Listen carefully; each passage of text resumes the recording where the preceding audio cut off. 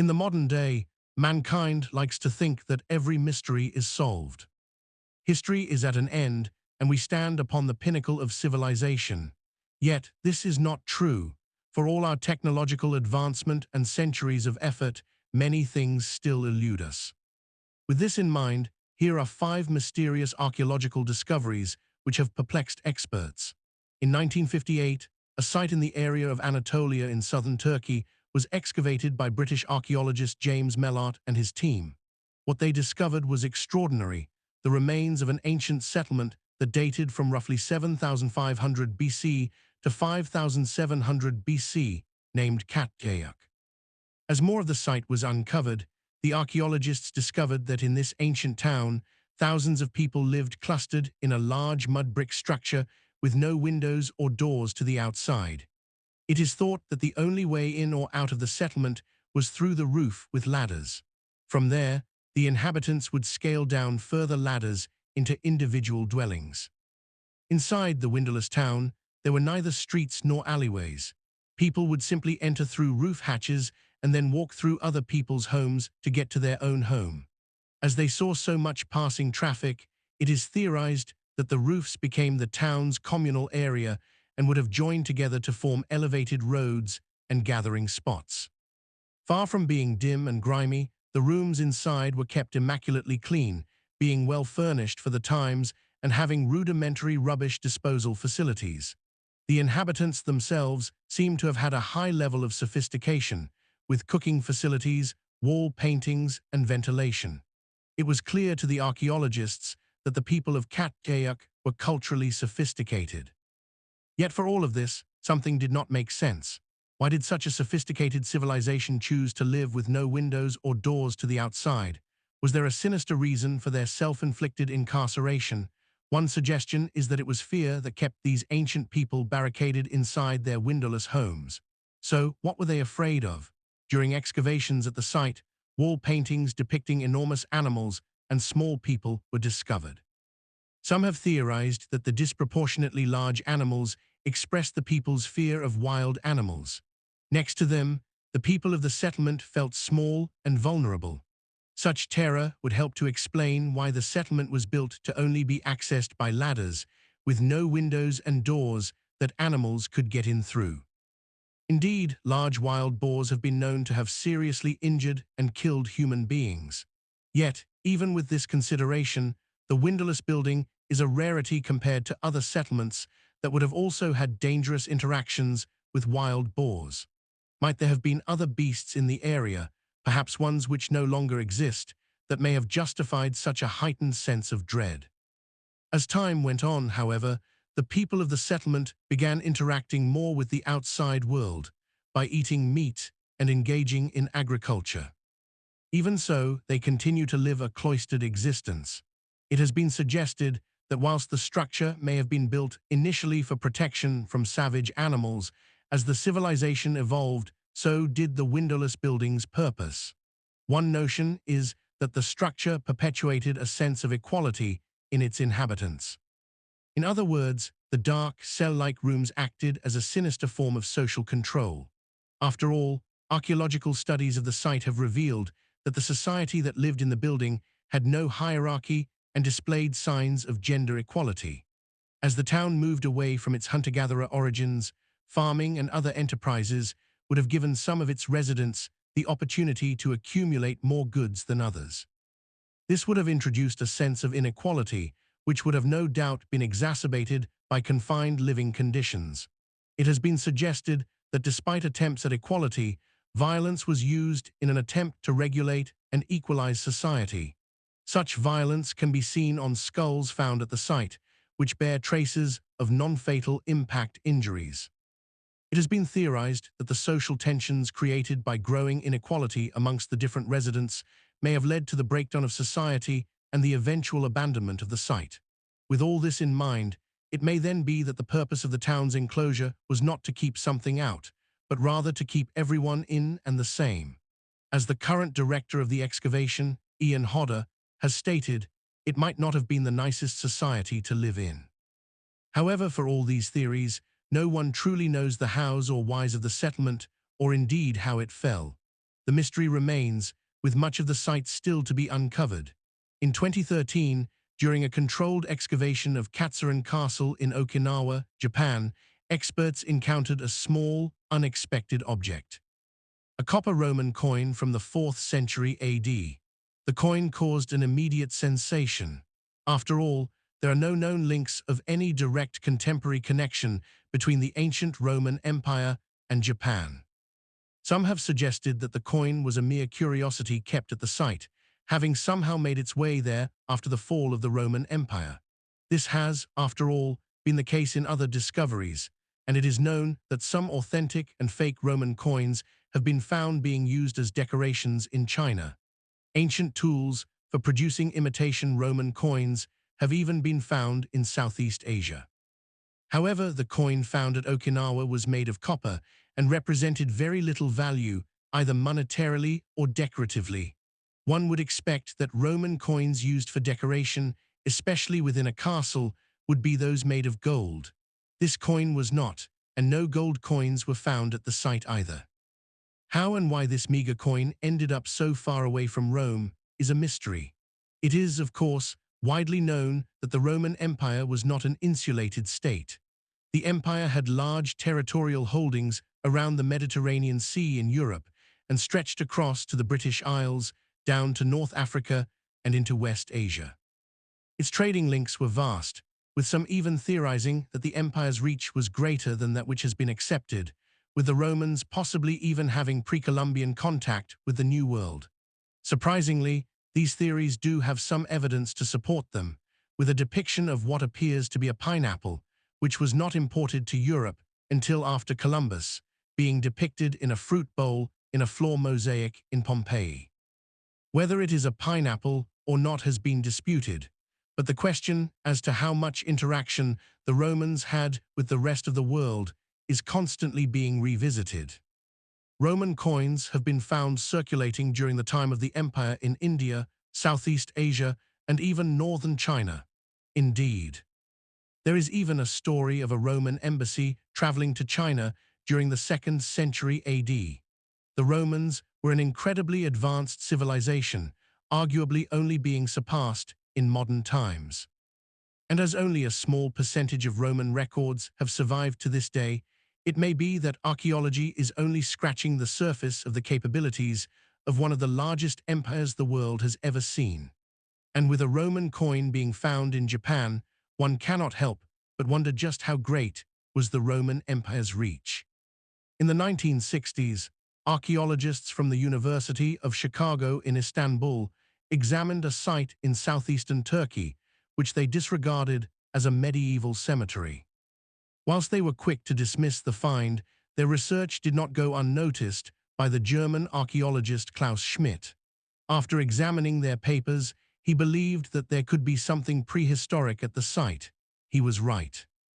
In 1995, Schmidt discovered the first T-shaped megalith on the site, now known as Çatalhöyük.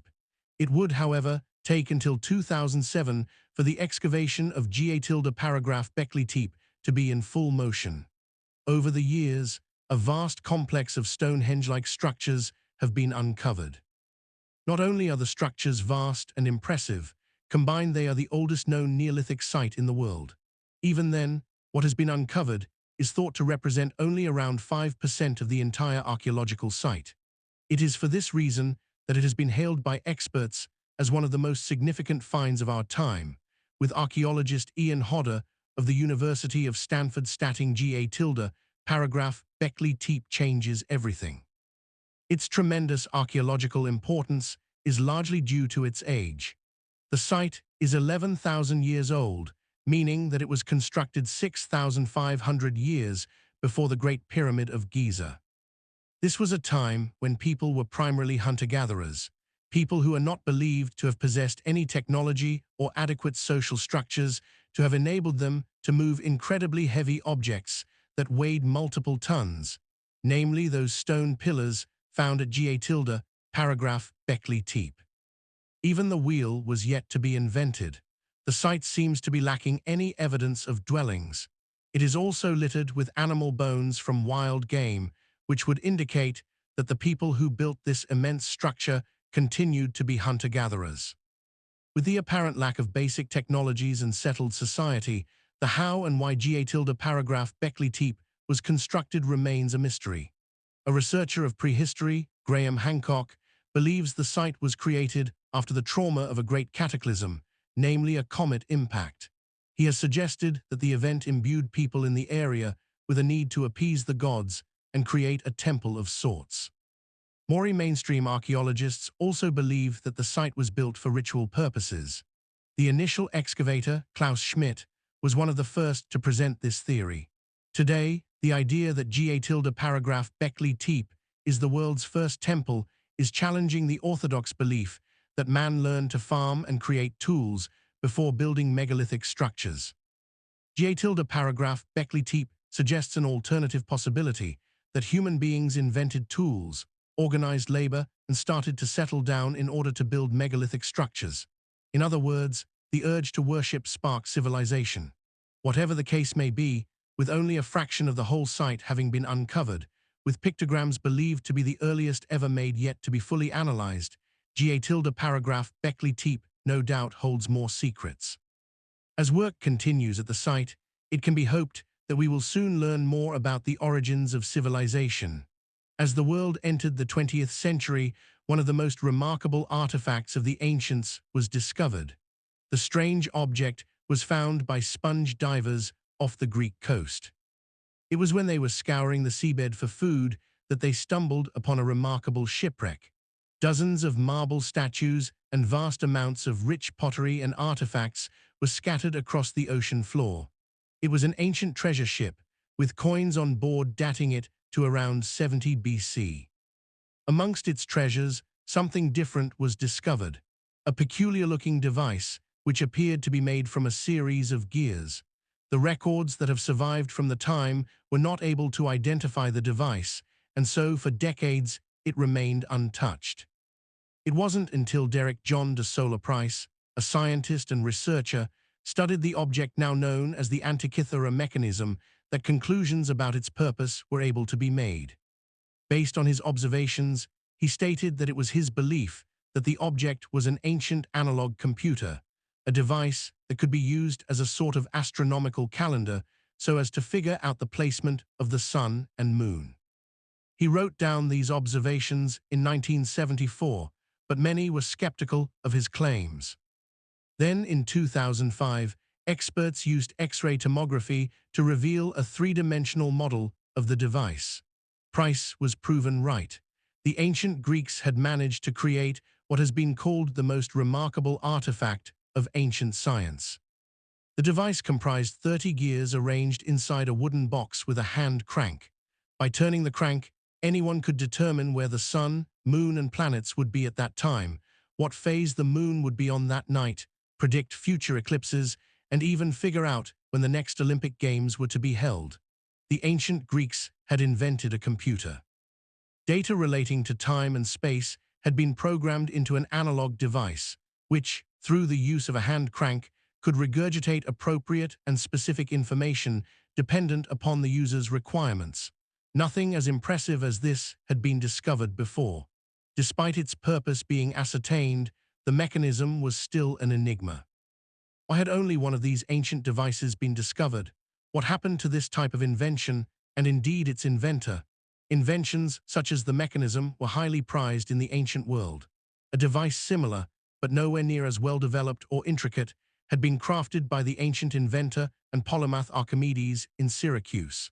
The ancient Romans describe how he made two spheres that could be used to tell the positions of the sun and moon. When Syracuse was conquered, the Roman general at the head of the army took these two spheres as his only share of the loot, which comprised a spectacularly wealthy hoard taken from the city during its sacking.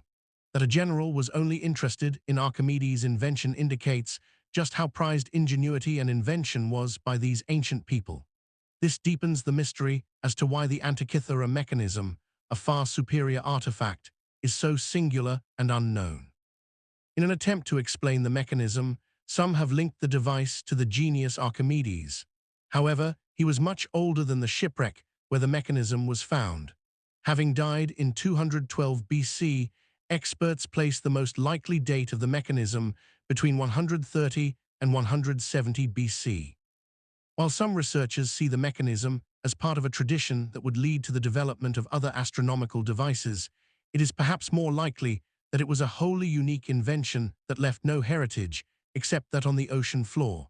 It may very well have been the invention of an as of yet unknown, unaffiliated ancient genius.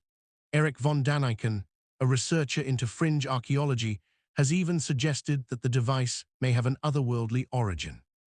Such is the awe that the mechanism's genius has inspired. Arguably, nothing truly comparable would be invented until the 14th century. With the invention of the Ori, it would take over a millennia for people to be able to rival an unknown genius of the ancient world. Before we take a look at our final mysterious discovery, I want to talk about how it is that I do my research. I believe that quality of information is massively important, and so I always try to make sure my sources are reliable and detail-rich. The research for this video in particular would not have been possible without Professor Bradley E. Schieffer's lectures on the Antikythera mechanism, available on the Great Courses Plus. The Great Courses Plus has an extensive library of over 11,000 video lectures from professors from the Ivy League and other prestigious universities, as well as from experts from places like the Smithsonian and National Geographic. By using my link in the description, you can access all of this courtesy of a free trial. So, if you would like to watch the lecture I did, you can go ahead and do so. Professor Schieffer passionately discusses the mechanism in detail over 2 lectures, explaining the story behind how it was discovered, as well as proposing a possible origin date and designer. And if you would like to learn about something else, then the Great Courses Plus will undoubtedly inspire you just by visiting their homepage, with lectures and courses on everything from science to food to photography to mathematics. If you want to learn more about archaeological mysteries, Professor Eric H. Klein's lecture on Göbekli Tepe and other archaeological sites will have you hooked. There truly is no better place on the internet if you enjoy learning. The Great Courses Plus provides an Ivy League education at your convenience. And as I said, you can try it all for free, and in doing so show support for my channel. Just go to thegreatcoursesplus.com/paranormal scholar or click the link in the description. In 1667, Jesuit Father Athanasius Kircher wrote an encyclopedic text called China Illustrata. In his book, he compiled reports from his fellow Jesuits out east to give the Western world at large an account of China. Amongst the many things he described were pyramids. Unfortunately, this account never became popular, and consequently the world remained unaware of Chinese pyramids until the 20th century. In the 1940s, U.S. Army pilot James Gaussman and Colonel Morris Sheehan, the Far Eastern director of Transworld Airlines, both reported seeing a great white pyramid with a jeweled capstone in the Chinese province of Shanxi. The pyramid supposedly measured over 1,000 feet tall, making it larger than any pyramid in Egypt. The New York Times and the Los Angeles Daily Express both published Sheehan's story alongside a photograph. This caused a sensation, and many were eager to follow up the claims. However, a few days later, the authorities from the Chinese province of Nanking sent a letter to the Associated Press. They stated that the existence of such pyramids is not backed up by evidence. After that, the story of the Chinese pyramids was largely archived. In 1974, 4 farmers digging a well in the same province as where the pilots saw their pyramid discovered what is popularly known as the Terracotta Army. More than 8,000 foot soldiers and 130 chariots with 520 horses, as well as many other figures made of terracotta, were found protecting the deceased body of China's first emperor. The emperor's necropolis was constructed with the aid of over 700,000 conscript laborers, who, after completing their work, were made to share a place next to their emperor in the afterlife. Their enforced silence protecting the secret of his pyramid. Today, the tomb of the emperor remains unopened, with the 8,000 terracotta army soldiers believed to represent just a small part of the full complex. After researchers analyzed the area with ground-penetrating radar, It is thought that the complex encompasses a massive 38 square miles. Even in this well-known archaeological site, excavations are severely limited. No one knows what lies in the emperor's tomb or what other secrets lie waiting to be discovered in this necropolis. In the decades since its discovery, one thing that has become clear is that it's not the only pyramid in the area. In 1994, the German scholar and author Hartwig Horsdorf traveled to the area outside Xi'an, in the same province as the emperor's necropolis. Here he took photographs and videos of many pyramids. Indeed, he claims that when he examined the 18 minutes of footage he filmed, he was able to count over 100 pyramids. China places many restrictions on the exploration of its pyramids, banning any excavation of them. It is thought that the area where the Great White Pyramid stands is now a government rocket launch pad, and thus a no-go area for civilians and visitors. With such restrictive policies put in place by the Chinese government, it may be the case that the greatest works of ancient man will remain hidden until a future day, when a new Valley of Kings is opened up for the world to marvel at. Thank you for watching.